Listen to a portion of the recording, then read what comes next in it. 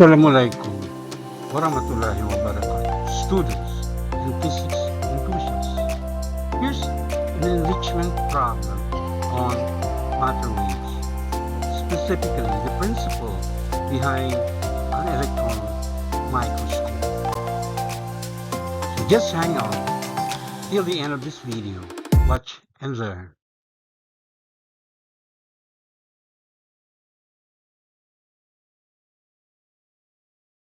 And this is the problem. We investigate the structure of extremely small objects, such as viruses. The wavelength of the probing wave should be about 1/10 the size of the object for sharp images. But as the wavelength gets shorter, the energy of a photon of light gets greater,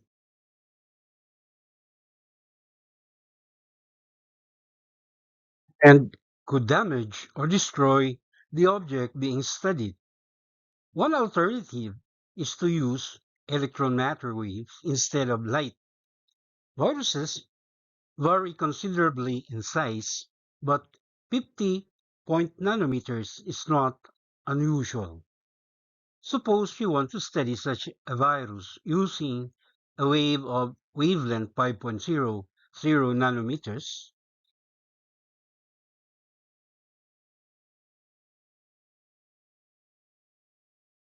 Question letter A. If you use light of this wavelength, what would be the energy expressed in electron volts of a single photon? Question letter B. If you use an electron of this wavelength, what would be its kinetic energy, also expressed in electron volts?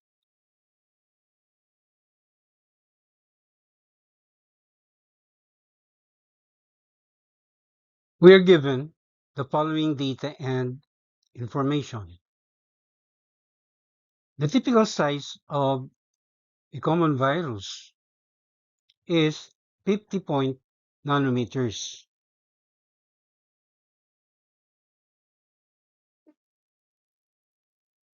And the wavelength lambda um, of the probing wave, okay, is equal to 5.00 nanometers.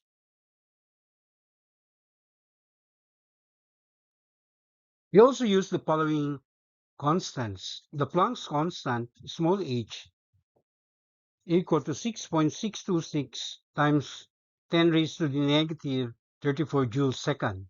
The mass of an electron, which is 9.109 times 10 raised to the negative 31 kilogram. And the equivalent of 1 electron volts in joules, which is 1.602 times 10 raised to the negative 19 joules.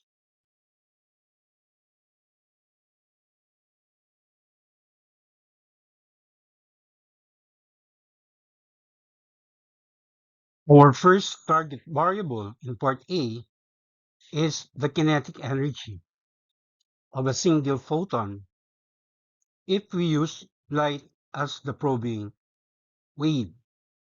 It is simply equal to the product of small h, or Planck's constant, and the frequency small f, which can also be expressed as the speed of light divided by the wavelength lambda. That is, the photon kinetic energy is equal to 6.626 times 10 raised to the negative 34 joules second, okay, times the speed of light, 3.00 times 10 raised to the 8th power meter per second, and then divided by 5.0 times 10, or 5.00 times 10 to the negative 9 meters. All right? So when you do our math, we get the photon kinetic energy equal to 3.98 okay, times 10 raised to the negative 17 joules, okay, in three significant figures. And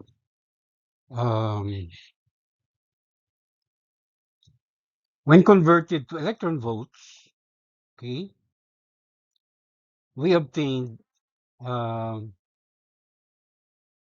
the kinetic energy of a single photon equal to 248 electron volts.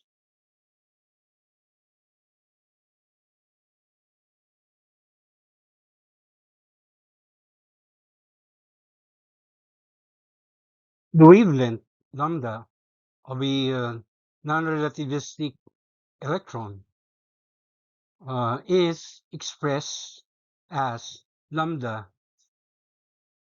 equals small h, or Planck's constant, divided by the square root of 2 times m times the electron kinetic energy.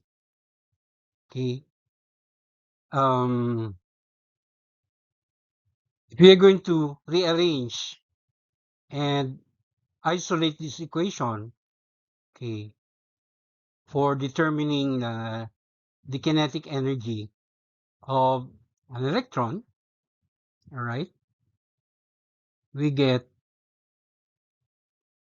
Ke, or the kinetic energy of an electron, equal to the square of the Planck's constant divided by the product of 2 times m, or the mass of an electron, and then multiplied by the square of the wavelength lambda. And this is in part B of our problem.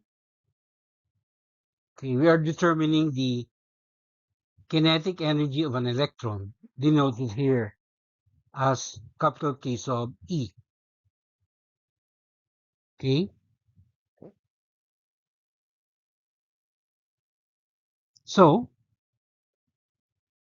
the kinetic energy of an electron is equal to the square of Planck's constant, 6.626 times 10 raised to the negative 34 joules second. And then that will be divided by 2 times 9.109 times 10 raised to the negative 31 kilogram. That's the mass of an electron. Okay, and multiplied by the square of the wavelength lambda earlier computed, 5.00 times 10 raised to the negative 9 meter. So when you do our math, we obtain the kinetic energy of an electron equal to 9.60 times 10 raised to the negative 21 joules in three significant figures, which when converted to electron volts, we simply divide this by 1.602 times 10 raised to the negative 19 joules. That's the equivalent of 1 electron volt. And we obtain the kinetic energy of the electron expressed in electron volts, 5.99 times 10 raised to the negative 2 electron volts, also rounded to three significant figures.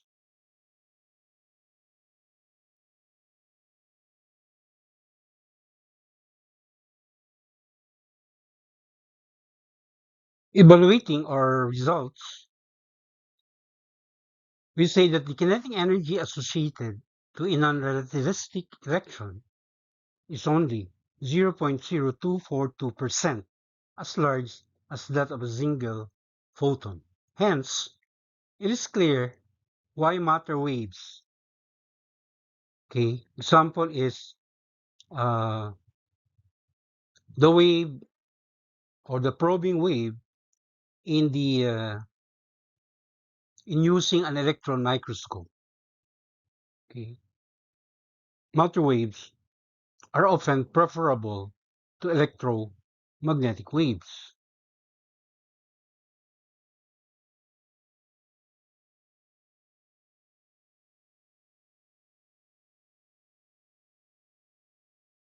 For studying microscopic objects, electron microscopes use the very small wavelengths of fast-moving electrons to make images with resolution thousands of times finer than is possible with visible light. So on these notes, may I say mabuhay. Kita-kits in the next episode. MashaAllah.